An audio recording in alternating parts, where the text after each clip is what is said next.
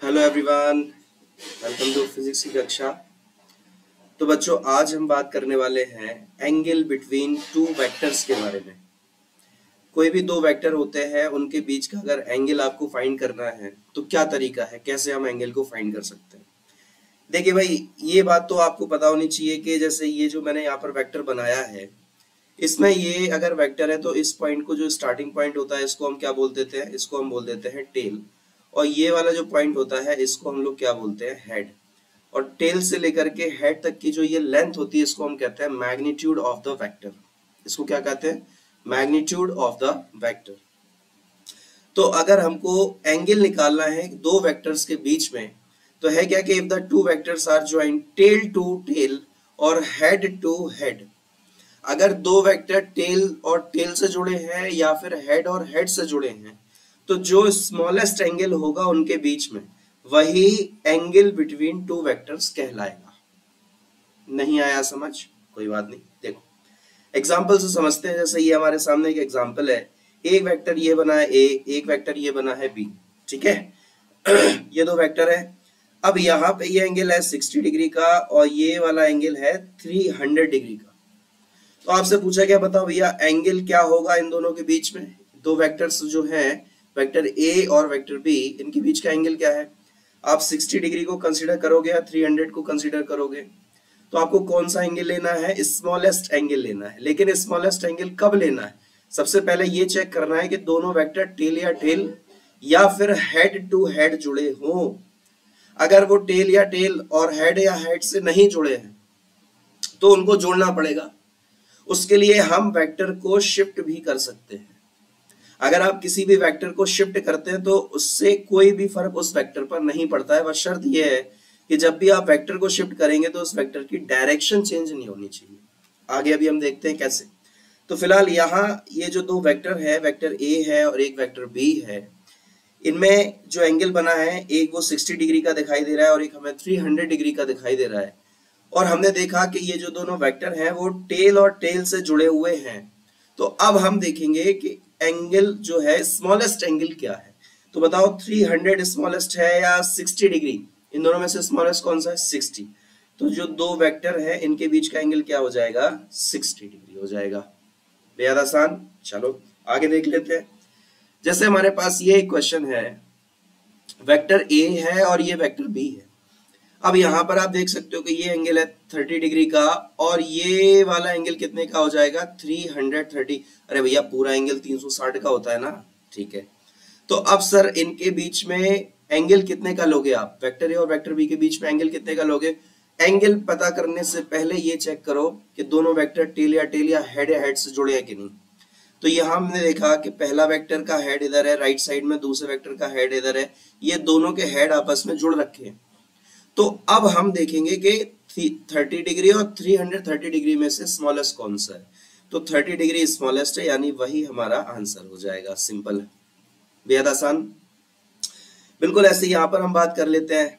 तो vector A बना हुआ, वेक्टर बी बना हुआ है, इनके बीच का ये एंगल इधर दिया गया है हमको 100 डिग्री का। अब यार आप मुझे ये बताओ, ये वाला एंगल कितने का हो जाएगा? भाई ये एंगल 100 डिग्री का हो गया तो ये अपना हो जाएगा 260 का। तो क्या इसमें आंसर 100 है? नहीं, बिल्कुल नहीं। गलती कहाँ है? सबसे पहले मैंने आपको क्या बताया, चेक करो कि दोनों वेक्टर हेड या फिर टेल से जुड़े हैं कि नहीं। यहाँ पर पहले वेक्टर का हेड दूसरे वेक्टर के टेल से जुड़ा है भाई। दोनों के हेड या फिर दोनों के टेल आपस में जुड़े होने चाहिए। तो पहले का मैंने आपको बताया ना, वेक्टर को हम शिफ्ट करा सकते हैं उसकी डायरेक्शन को बदले बिना। तो अगर आपने वेक्टर ए को शिफ्ट किया तो वेक्टर ए को मैंने ऐसे शिफ्ट करा दिया भाई। तो अगर ये एंगल 100 का है तो ये एंगल कितने का हो जाएगा? 80 डिग्री का। कितने का हो जाएगा? 80 डिग्री का। तो अब आप देखो नया डायग्राम हमारा क्या बनेगा। एक वेक्टर तो ये हो गया हमारा वेक्टर ए और एक वेक्टर ये हो गया हमारा वेक्टर बी और ये एंगल हो गया हमारा 80 डिग्री। और अगर मैं बात करूं तो ये एंगल हमारा था 100 डिग्री का। तो अब आप मुझे बताओ स्मॉलेस्ट एंगल कौन सा हो जाएगा? हमारा 80 डिग्री। यानी दोनों वेक्टर्स के बीच का एंगल क्या है? हमारा 80 डिग्री। ये आंसर है। फिर से बता देता हूं, मैंने क्या बोला कि जब भी दो वेक्टर्स के बीच का एंगल पता करना है तो सबसे पहले ये चेक करो कि क्या दोनों वेक्टर के टेल या दोनों वेक्टर के हेड आपस में मिले हैं कि नहीं। अगर मिले हैं तो स्मॉलेस्ट एंगल क्या है उनके बीच में, और अगर नहीं मिले हैं तो वेक्टर्स को आप पैरेलली शिफ्ट करा सकते हो। समझ में आई बात। जैसे अगर मैंने आपसे बोला कि यहां तो मैंने वेक्टर ए को शिफ्ट किया, अगर मैं बी को शिफ्ट कर दे, कोई बच्चा अगर बोल दे सर आपने ए को ही क्यों शिफ्ट करा, आप बी को शिफ्ट करके बताओ, तो कर दो भाई। तो ये रहा हमारा वेक्टर ए। अच्छा, वेक्टर बी को जब आप शिफ्ट करोगे तो वेक्टर बी हमारा कुछ इस तरह से शिफ्ट हो जाएगा, ये देखो आप। तो फिर अब आप मुझे ये बता दो भैया, ये एंगल आपको दिया है ना 100 डिग्री का, तो फिर ये एंगल कितने का हो जाएगा, 80 डिग्री का, सॉरी 180 नहीं, ओनली 80 डिग्री का। कितने का हो जाएगा ये, 80 डिग्री का। अब आप देखो पहले वेक्टर का हेड और दूसरे वेक्टर यानी बी वेक्टर का हेड आपस में मिल गया, तो जब दोनों के टेल या हेड मिल जाए तब एंगल देखो स्मॉलेस्ट कौन सा है। तो अभी भी इस केस में भी एंगल दोनों वेक्टर के बीच का कितना आएगा, 80 डिग्री। तो चाहे आप ए को शिफ्ट कराओ चाहे बी को शिफ्ट कराओ, कोई फर्क नहीं पड़ता। ठीक है भाई, चलो बढ़िया, आगे चलते हैं। तो नेक्स्ट क्वेश्चन हमारे सामने है ये वाला। यहां पर आपको क्या पता करना है, बिल्कुल ध्यान से करेंगे सवाल को। Find angle between vector A and B, C and A and C and B. तो सबसे पहले ए और बी के बीच का एंगल फाइंड कर लेते हैं। तो पहले तो आप ये देखो कि ए और बी दोनों के क्या हेड या टेल मिले हैं आपस में। अगर नहीं मिले तो क्या करेंगे, shifting of the vector without changing its direction. ठीक है, तो ये रहा हमारा वेक्टर ए और ये रहा हमारा वेक्टर बी। तो ए का हेड और बी का टेल मिला है, तो अभी हम दोनों वेक्टर्स के बीच का एंगल फाइंड नहीं कर सकते भाई। उसके लिए हमें क्या करना है, हेड या टेल दोनों के मिलने होने चाहिए। शिफ्टिंग कर लेते हैं, चलो आप वेक्टर ए को शिफ्ट करते हैं। तो डायग्राम अलग से बना देता हूं मैं। ये हम लोगों ने इसको शिफ्ट कराया कुछ इस तरह से, तो ये हो गया हमारा वेक्टर ए।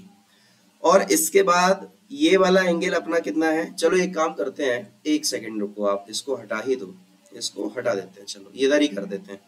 ये हो गया हमारा वेक्टर ए, ये है वेक्टर बी, इधर 100 डिग्री का है तो ये एंगल कितने का हो जाएगा, 80 डिग्री का। तो ए और बी के बीच का एंगल कितना आ गया बच्चों, 80 डिग्री। खत्म, बेहद आसान। ठीक, अब सी और ए के बीच का एंगल देखो भैया, सी का जो क्या कहते हैं उसको, हेड है वो इधर है और बी का भी हेड इधर ही है, लेकिन यहां पर हमसे बात हो रही है सी और ए के बारे में। तो देखो दोनों के टेल आपस में मिले हैं कि नहीं। अरे भैया ये वेक्टर सी है और ये वेक्टर हमारा ए है, क्या दोनों के टेल आपस में मिले हैं, हाँ सर बिल्कुल मिले हैं। तो इनके बीच का एंगल देख लो आप, ये वाला एंगल कितने का है, 30 का, और ये वाला एंगल कितने का है, 330 का। तो अब इन दोनों में से स्मॉलेस्ट एंगल कौन सा होगा, 30 डिग्री। तो फिर इसका आंसर कितना आ जाएगा, 30 डिग्री। अब सी और बी के बीच की बात कर लेते हैं भाई। तो हमारा जो सी वेक्टर है वो कुछ इस प्रकार से है और जो हमारा बी वेक्टर है वो कुछ इस प्रकार से है। यहां पर आपको एंगल दिया है 50 डिग्री का, तो इन दोनों के जो हेड है वो तो आपस में मिले हैं। तो अब दो एंगल बन सकते हैं ना, एक तो ये 50 का बन सकता है और एक ये बन सकता है 360 माइनस 50 यानी 310 का। तो अब इन दोनों में स्मॉलेस्ट कौन सा है, 50 डिग्री। तो ये इसका आंसर क्या हो जाएगा, 50 डिग्री। खत्म आंसर। समझ में आई बात, कोई दिक्कत है तो बताइए। चलो एक क्वेश्चन और देख लेते हैं भाई, आइए। बिल्कुल सेम पैटर्न का सवाल है, बिल्कुल सेम क्वेश्चन है। ए और बी के बीच का एंगल निकालना है। तो सबसे पहले ए और बी के बीच का एंगल निकालने के लिए क्या करेंगे, चेक करेंगे कि क्या दोनों के हेड या टेल मिले हैं आपस में। तो वेक्टर ए जो है वो हमारा इस तरह बनाया गया है, ये हो गया वेक्टर ए, और ये जो वेक्टर बी है वो हमारा कुछ इस तरह से बनाया गया है, ये हो गया हमारा वेक्टर बी। ठीक है भाई। तो अब इन दोनों के ना ही हेड आपस में मिले हैं ना ही टेल आपस में मिले हैं। वेक्टर ए का हेड वेक्टर बी के टेल से मिला है, तो क्या करेंगे, शिफ्टिंग ऑफ द वेक्टर। तो आप एक काम करो, बी को कुछ इस तरह से शिफ्ट करा दो। ये देखो बी शिफ्ट हो गया, ये आ गया हमारा वेक्टर बी।